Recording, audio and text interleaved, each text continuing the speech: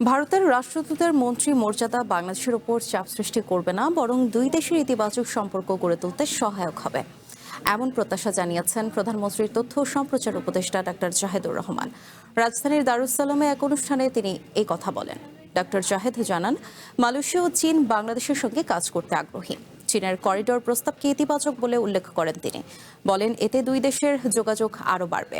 জাতীয় স্বার্থ অক্ষুণ্ণ রেখে বাংলাদেশ উভয় দেশের সঙ্গে পারস্পরিক সহযোগিতা আরও জোরদার করতে পারবে বলেও মন্তব্য করেন তিনি।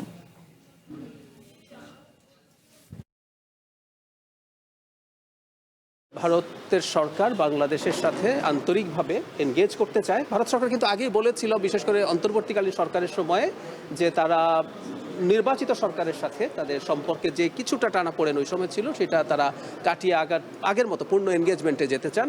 সেটারই একটা বহিঃপ্রকাশ বলে আমি মনে করি এবং এটাকে পজিটিভলি দেখি। মালয়েশিয়া এবং চায়না দুই ক্ষেত্রেই বাংলাদেশ সরকার এবং ওই দুইটা সরকার তারা একসাথে কাজ করবে, তারা সহযোগিতার সম্পর্ক আরও বৃদ্ধি করবে এবং Bangladesh independently, which is very important, তার ফরেন পলিসি ঠিক করবে। সে কাজ প্রত্যেকটা দেশের সাথে তার স্বার্থ অক্ষুণ্ণ রেখে এনগেজ করবে।